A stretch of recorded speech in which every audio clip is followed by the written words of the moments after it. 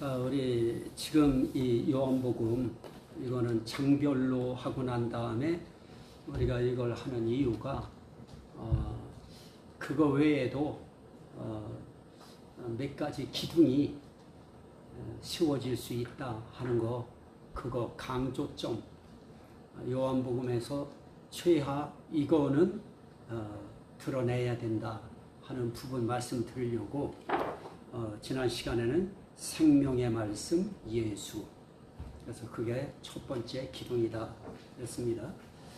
두 번째 우리가 봐야 될 것은 생명의 빛 예수라고 하는 두 번째 기둥을 볼 수 있고요. 세 번째는 생명의 떡 예수, 네 번째는 생명의 길 예수, 다섯 번째는 생명의 물 예수. 이렇게 하면은 거의 그래도 기둥이라고 할 수 있는 큰 기둥은 우리가 세울 수 있지 않겠는가 하는 그런 생각을 해봅니다. 자, 우리 요한복음 1장 9절 말씀 한번 보실까요? 요한복음 1장 9절.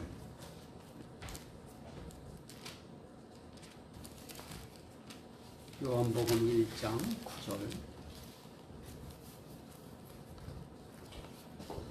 자, 같이 한번 읽도록 합니다.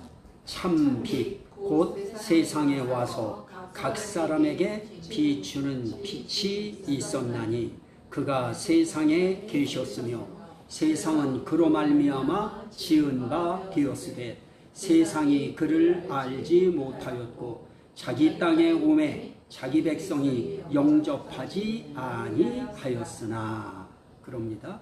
여기에 생명의 빛, 그것도 참빛, 생명의 참빛 예수에 대해서 오늘 말씀하는데요. 참빛 곧 세상에 와서 각 사람에게 비추는 빛이 있었다. 그런데 그 빛이 어디를 비추었느냐? 어두움에 비추었다. 그런데 어두움이 깨닫지 못하더라 그럽니다.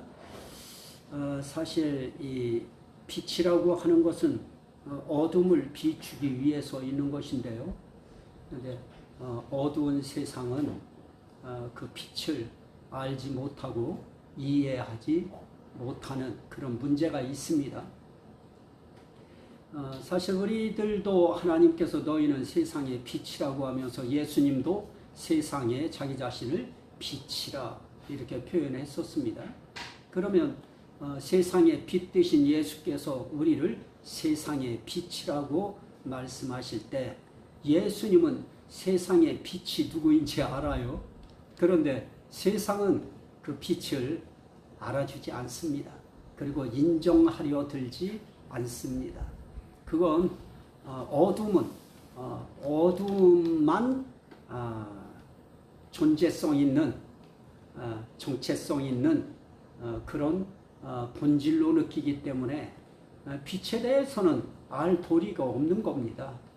그래서 오늘 말씀 가운데에도 빛이 왔지만은 사람들이 그 빛을 알지 못했다. 각 사람에게 비추는 빛이 세상에 오셨다. 그러나 세상은 그를 알지 못하고 자기 땅에 왔는데도 영접하지 않았다라고 말씀하는 것을 볼 수 있습니다. 예수님은 나는 세상의 빛이다 그래요. 예수님은 자신이 세상의 빛이라고 하면서 빛이 세상에 와서 각 사람에게 비추었다. 이게 중요하죠. 각 사람에게 비추는 빛이 와서 비추었는데 각 사람들 모두가 영접하지 아니하고 믿지 아니하고 알지 아니하고 깨닫지 못했다. 그리고 한 가지 중요한 것은 뭡니까? 세례 요한은 켜서 비추이는 등불이라고 했는데, 자, 한번 요한복음 5장 한번 보실까요? 요한복음 5장 35절. 요한복음 5장 35절에 시작. 요한은 켜서 비추이는 등불이라. 너희가 한때 그 빛에 즐거이 있기를 원하였거니와. 그럽니다. 요한은 켜서 비추이는 등불이라. 사실은 이렇게 등불로 표현했지만은 빛인 겁니다. 켜서 비추는 등불처럼 그 당시에도 하나님은 그 당시 세상의 빛으로, 세상의 등불로 택하신 사람들이 이렇게 있었습니다. 그 모습을 이야기하면서 이렇게 이야기합니다. 켜서 비추는 등불에서 나오는 그 빛. 그런데 켜서 나오는 등불, 그것은 참 빛에 비해서는 아주 약한 빛이죠. 게임이 안 됩니다. 약합니다. 그래도 한때 사람들은 그 빛에 있기를 원했다. 그 빛에 있기 원한 거 뭡니까? 그 휘하에 들어가 있기를 원한 겁니다. 그 속에 풍기우기를 원한 것이죠. 그래서 그 빛 아래에 속하기를 원했던 겁니다. 그래서 사람들은 조금 어떤 빛이 있고 밝기가 있고 어떤 유명세가 좀 있고 좀 힘이 있어 보인다 그러면 그 속에 자꾸 들어가려고 해요. 그 속에 있기를 원해요. 근데 거기에 비해서 우리 예수님은 빛 자체요. 빛의 본체요. 그래서 참빛이라 그렇게 말하죠. 이 참빛은 하나님에게만 있는 빛입니다. 하나님에게만 있는 그 빛을 참빛이라, 진짜 빛이라 그 뜻이죠. 자, 그리고 요한일서 1장 5절에 하나님은 빛이시라 그래요. 어둠이 조금도 없는 빛. 그래서 하나님은 빛이시면서 빛 가운데 계시다. 그 빛을 사도 요한은 계시록에서 영광이 비친다 이렇게 표현했습니다. 그래서 영광이라고 하는 것은 찬란한 빛을 영광이라고 하죠. 그래서 빛이나 영광이나 다 같은 단어인 겁니다. 그래서 하나님은 빛이면서 빛 가운데 계신 그런 하나님. 그래서 우리는 앞으로 새 예루살렘 성에 들어가서 사는 날이 우리는 있는데 우리는 빛의 세계로 들어가는 거예요. 빛의 나라로 들어가는 겁니다. 그래서 그 빛 속으로 우리는 들어가요. 빛의 나라로 가는 거예요. 결국은 빛의 세계로 우리는 들어간다. 그때 그 성에 입성한 만국, 온 나라가 이 하나님의 빛 가운데로 다니게 된다. 그렇게 계시를 표현해요. 빛 가운데로 사람들이 다녀요. 그래서 그 나라는 빛의 나라이면서 빛의 하나님을 모시고 사는 그런 빛의 나라에서 빛 가운데의 사람들이 움직여요.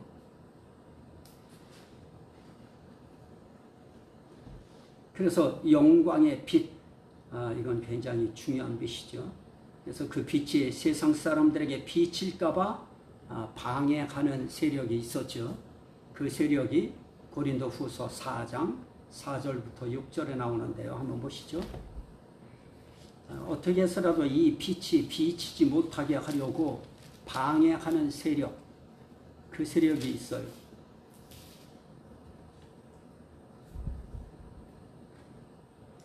3절부터 4절까지 보시죠.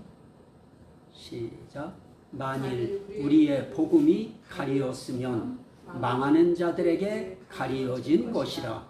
그 중에 이 세상의 신이 믿지 아니하는 자들의 마음을 혼미하게 하여 그리스도의 영광의 복음의 광채가 비치지 못하게 함이니 그리스도는 하나님의 형상이니라. 그럽니다. 자, 여기서 우리가 볼 수 있는 그 부분은 이 빛이라고 하는 이 빛의 부분에 대해서 그 마귀는 어떻게 해서라도 그 빛이 사람들에게 비치지 못하게 하려고 미혹하는 이 세상의 신이 사람들의 마음을 혼미하게 한다. 그래서 영광의 복음의 광채가 비치지 못하게 함이니, 여기 영광의 복음 그러면 복음도 무슨 복음이에요? 빛의 복음이죠. 그래서 다 빛으로 설명하려고 하면 빛의 복음이 되어지고, 생명으로 설명하려고 하면 생명의 복음이 되어지고, 은혜로 설명하려고 끌고 들어가려고 하면 은혜의 복음이 되어지는 겁니다. 그래서 이 복음을 진리로 끌고 들어가려고 하면 진리의 복음이 되어지고요. 구원 문제로 복음을 끌고 들어가면 구원의 복음이 되어지는 것입니다.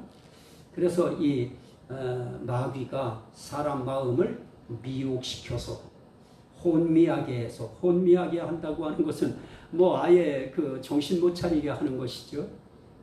뭐 졸도 직전에 아주 그냥 어리둥절하고 정신을 차릴 수 없는 그런 상황으로 만들어 버리기 때문에, 혼미케 한다고 하는 것은 결국은 밝게 하는 것이 아니고 어둡게 한다고 하는 그런 뜻인 겁니다.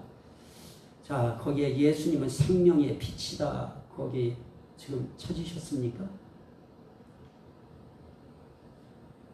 고린도후서 4장 4절로 6절, 이 세상의 신, 그렇게 하고 난 그 밑에, 자, 이 세상의 신이 마귀다. 거기부터 한번 읽을까요? 이 세상의 신이 마귀다. 그놈이 하는 일은 믿지 않는 자들의 마음을 혼미하게 하는 거다. 혼미하게 한다는 건 어둡게 한다는 거다. 그러나 예수님은 생명의 빛이다. 마귀는 사망의 어두움이다. 빛은 예수님에게서 나오고 어두움은 사단에게서 나온다. 생명의 빛은 예수님을 따를 때 얻는 거다. 나는 세상의 빛이니 나를 따르는 자는 어둠에 다니지 아니하고 생명의 빛을 얻으리라. 그럽니다. 이렇게 생명의 빛이라고 하는 이 빛은 결국 예수님의 빛인데요. 그 생명의 빛을 따르는 거예요. 따를 때 그 생명의 빛이 우리에게서도 더 밝게 빛나오르는 것입니다. 그래서 예수님은 세상에 오셨을 때 그 세상을 일컬어서 어두웠다. 그럽니다. 마귀는 어둠의 상징이기 때문에 마귀가 지배하는 세상은 어두울 수밖에 없는 겁니다. 그래서 예수님은 뭘 뿌리느냐? 빛을 뿌리시고, 마귀는 어두움을 뿌린다. 그 어두운 세상에서 그 어두움에 젖어 있는 사람들은 어두움이 어둠인 줄 모른다. 그냥 그게 당연한 것으로 알고 있어요. 그게 그들의 본질이고 본체고 정체예요. 그래서 어둠은 어둠이 그렇게 어둡다고 하는 거 몰라요. 그걸 알면 어둠 속에 사는 사람들 다 빠져나오겠지요. 그 자체를 몰라요. 그냥 거기에 젖어서 삽니다. 이사야 선지자는 예수님이 오시기, 그건 뭐예요? 오시기 전에, 거기 잘못 썼구나. 오시기 전에 그 백성들의 영적 상태를 진단해요. 어떻게 진단했을까요? 흑암에 앉은 백성, 그리고 사망의 땅과 사망의 그늘에 앉은 자, 흑암과 사망에 묶여있는 자, 이렇게 지금 보는 것이죠. 흑암에 앉은 백성들이. 자, 그것을 우리가 마태복음 4장에서 한번 보실까요? 마태복음 4장. 마태복음 4장.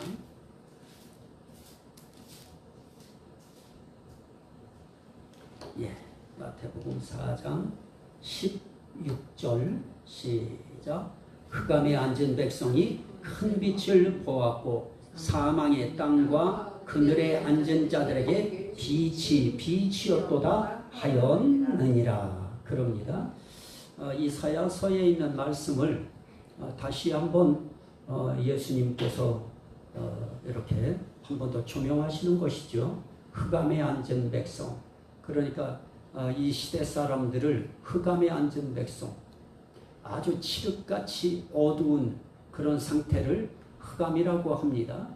그런 아주 칠흑처럼 어두운 그런 흑암에 앉은 백성들로 보았고요. 또 사망의 땅과 그늘에 앉은 자들로 보았습니다. 사망의 땅과 사망의 그늘에 앉은 자, 그러한 자들에게 빛이 비추었고, 그리고 그 빛이 비추었을 때 그 땅에 있는 사람들이 그 빛을 보았다. 그 빛은 큰 빛이었다. 그렇게 오늘 말씀하고 있습니다. 그래서 생명의 빛 예수님은 큰 빛으로 그렇게 표현이 되어졌습니다. 그 빛은 누구나 볼 수 있는 그런 빛이었는데요. 그 빛이 비추었을 때 그걸 본다고 하는 것은 복이죠. 어둠은 어둠을 사랑하는 자다. 그리고 빛을 미워하는 자다. 그러면 1 이렇게 했죠. 어둠이 뭔가? 시작. 어둠이 뭔가? 사단이 어둠의 본체다. 사탄이 만들어낸 모든 결박이 어둠이다. 세 번째는 얼거맨 줄, 논문, 또 그런 이제 쇠빗장, 쇠사슬, 이런 이제 표현들을 했는데요. 어둠이라고 할 때 사탄이 어둠의 당사자 본체라고 하는 것과 또 이 사탄이 뿌린 어둠이 있어요. 그래서 이 사탄이 만들어낸 모든 어둠. 그래서 사람들은 그 속에 결박되어 있는 상태로 그렇게 말씀을 표현하고 있습니다. 시편 107편. 시편 107편. 물론 하나님께서 이렇게 하시지만, 그러나 그 모든 것들은 다 세상 속에서 이미 마귀에게 점령당해 있던 것들이었어요. 자, 시편 107편 13절부터 봅니다. 시편 107편 13절 시작. 그들이 그 환난 중에 여호와께 부르짖음에 그들의 고통에서 구원하시되 흑암과 사망의 그늘에서 인도하여 내시고 그들의 얼거맨 줄을 끊으셨도다. 자, 여기에 보면은 세상은 어떤 상황에 빠져 있었는가? 흑암에 빠져 있었고요. 사망의 그늘에 모두가 다 앉아 있었고요. 결국 얼거맨 줄에 결박당해 있었고요. 결국 그들을 논문으로 가두어 버렸고 쇠빗장으로 가두어 놓은 겁니다. 그것을 16절의 말씀에요. 시작. 그가 논문을 깨뜨리시며 쇠빗장을 꺾으셨음이로라. 이렇게 사람들이 그 사망의 그늘에 앉고 흑암에 앉고 쇠빗장으로 다 꽂아놓은 그런 논문에 갇혀 있으면 빠져나올 길이 없죠. 거기서는 뭐 평생 뭐 죽은 사람이나 마찬가지죠. 거기서 원신의 폭이 좁고요. 빠져나올 방법이 없습니다.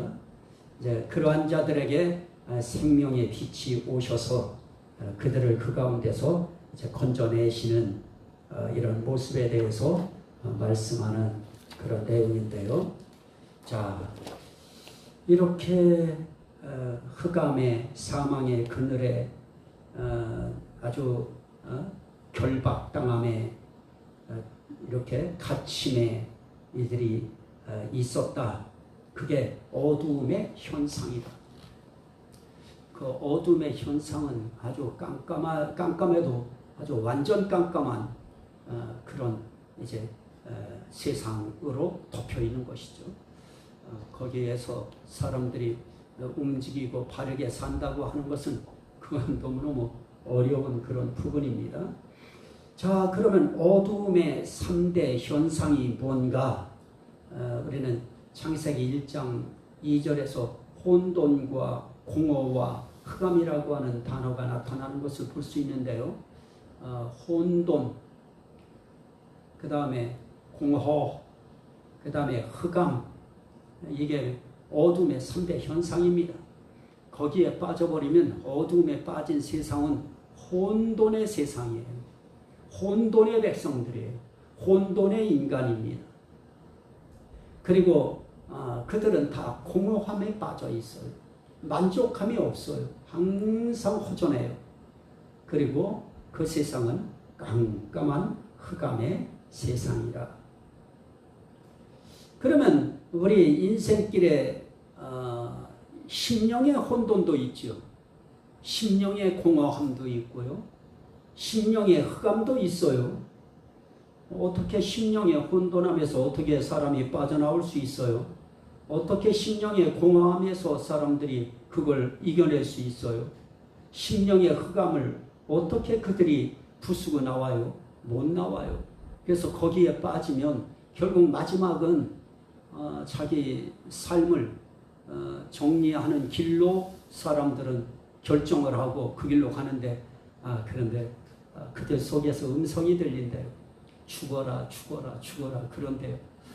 그래서 저게 기도 받으러 오던 한 자매가 있었는데 그 자매에겐 그런데 죽어 자살해 그래서 사람들이 자살을 한다고 하는 것도 그냥 쉬운 자기가 결정하는 게 아니에요. 막 몰아붙여요 그 길로. 그런 현상들이 많이 있습니다.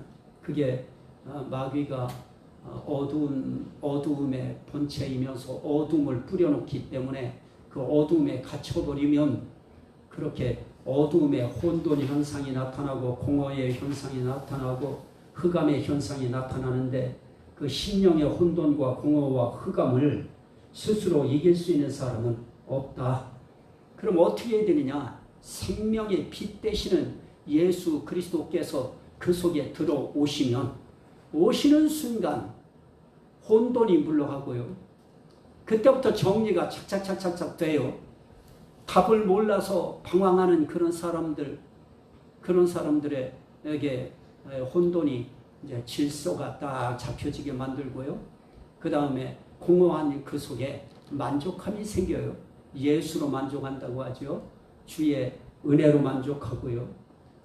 그래서 생명의 깊이 예수님이 오시면 이 세 가지 어두움을 몰아낼 수 있고 이겨낼 수 있다.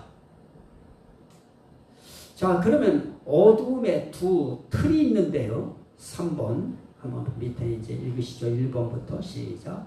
하나님의 생명에서 떠난 게 어둠이다. 하나님의 생명 역사, 살리는 역사가 아닌 건 다 어두움이다. 누구 거다? 사탄의 것이다. 2번 하나님의 영광에 이르지 못하는 게 어둠이다.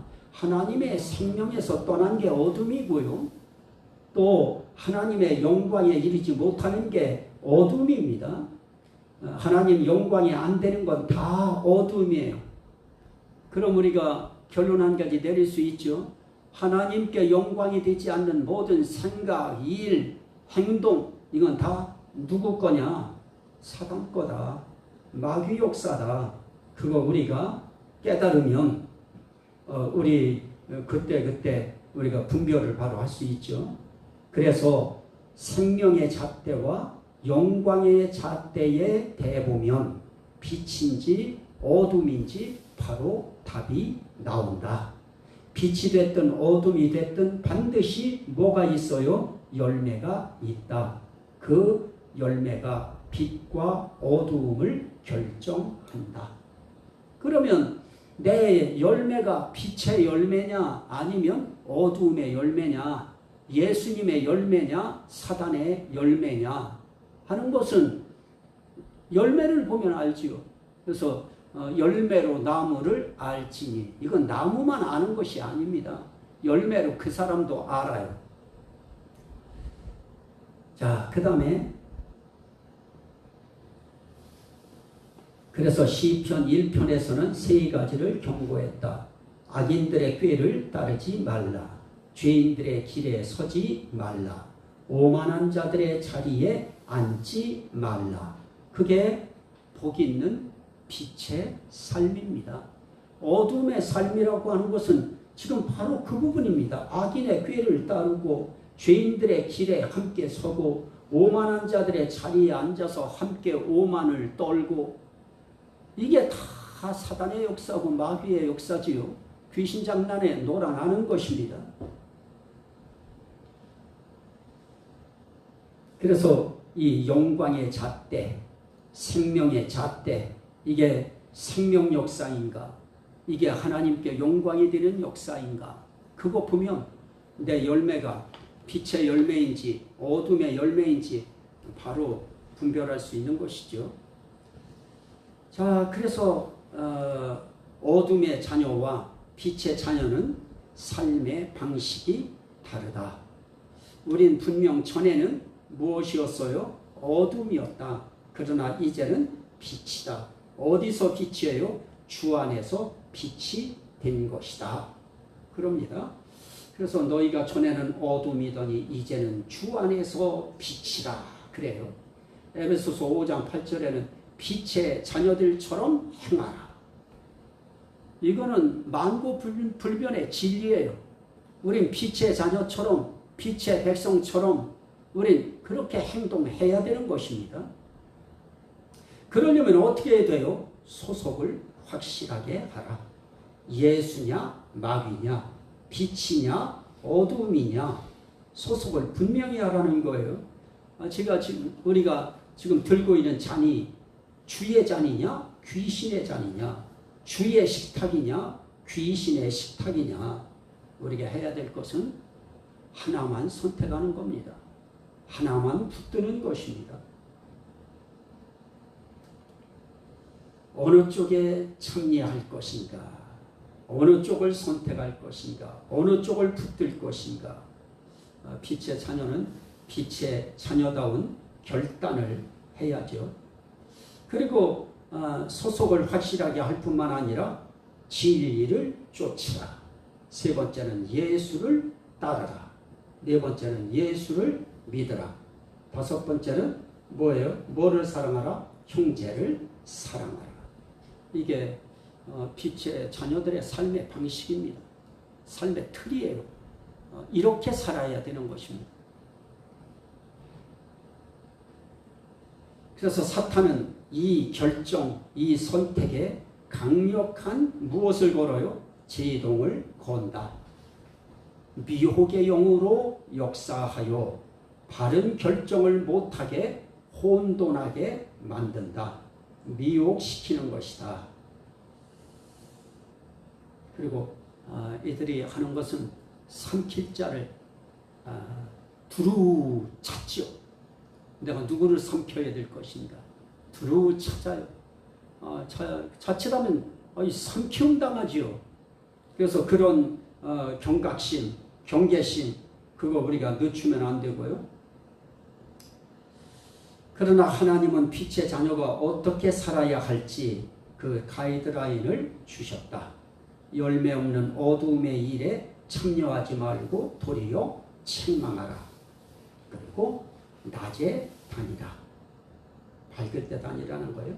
밤에 다니는 것은 마귀와 함께 하는 것이기 때문에 어둠의 일에 참여도 말고 거기에 어둠에 다니지도 말고.